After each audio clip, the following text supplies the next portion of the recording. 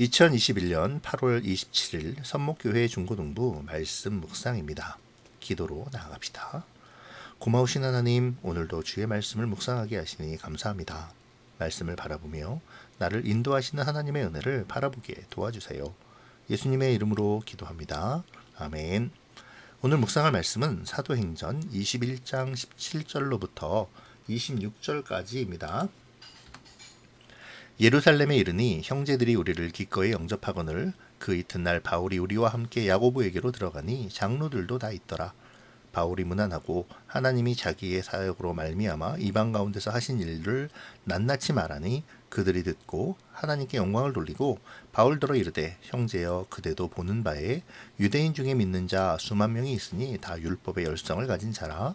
내가 이방에 있는 모든 유대인을 가르치되 모세를 배반하고 아들들에게 할례를 행하지 말고 또 관습을 지키지 말라 한 다음을 그들이 들었도다. 그러면 어찌할꼬 그들이 필연 그대가 온 것을 들으리니 우리가 말하는 이대로 하라. 서원한 네 사람이 우리에게 있으니 그들을 데리고 함께 결례를 행하고 그들을 위하여 비용을 내어 머리를 깎게 하라. 그러면 모든 사람이 그대에 대하여 들은 것이 사실이 아니고 그대도 율법을 지켜 행하는 줄로 알 것이라. 주를 믿는 이방인에게는 우리가 우상의 제물과 피와 목매어 죽인 것과 음행을 피할 것을 결의하고 편지하였느니라 하니 바울이 이 사람들을 데리고 이튿날 그들과 함께 결례를 행하고 성전에 들어가서 각 사람을 위하여 제사 드릴 때까지의 결례 기간이 만기된 것을 신고하니라. 아멘. 예루살렘에 도착한 바울은 그동안 하나님이 이방인들에게 하신 일들을 야고보와 교회의 지도자들에게 낱낱이 보고합니다. 아마도 바울의 보고는 그동안의 사역 가운데 행하신 하나님의 은혜와 보호하심 그리고 많은 영혼들을 구원하게 하신 일들에 대한 간증이었겠죠. 이를 들은 예루살렘 교회의 교인들은 하나님께 영광을 돌립니다. 바울과 함께 하시며 보호하신 은혜와 많은 사람을 구원케 하신 하나님의 역사에 큰 도전과 용기를 얻었을 것이죠. 과연 하나님이 일하시는구나 라는 기쁨과 감사를 느끼게 되었을 것입니다. 이처럼 하나님의 도우심과 보호하심의 역사는 많은 사람들에게 기쁨과 용기를 선사합니다. 오늘 우리가 당하는 어려움 속에서도 역사하시는 하나님의 사랑과 보호하심은 나뿐 아니라 다른 모든 사람들에게 기쁨과 용기가 되어주죠. 또한 죄 가운데서 구원하신 하나님의 은혜의 역사는 감동과 위로를 넘어 영혼을 살리는 귀한 자양분이 되었습니다. 따라서 우리는 각자의 삶 속에서 하나님을 경험하도록 주님께 초점을 맞춰야 합니다. 그리고 우리가 경험한 하나님을 사람들에게 나누어 주어야 하죠.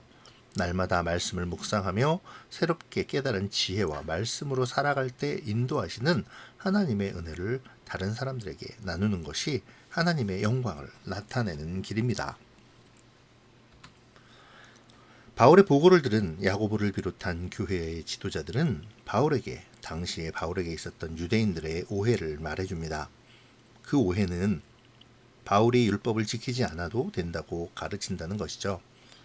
이러한 오해를 잠재우고자 교회의 지도자들은 바울에게 율법을 따라 정결하게 되는 예식, 즉 결례를 행하라고 권면하죠. 바울은 이러한 오해가 억울할 수도 있지만 구원을 위해 그리고 하나님의 은혜를 위해 질서에 순응하며 야고보와 교회의 지도자들의 권면대로 따릅니다. 바울에게 있어서 중요한 것은 자신의 억울함을 푸는 것보다 자신 때문에 믿음이 약해질 수도 있는 사람들이 구원의 터 위에 굳게 서는 것이었기 때문입니다. 이 부분을 생각하며 오늘 우리를 좀 돌아보도록 하죠.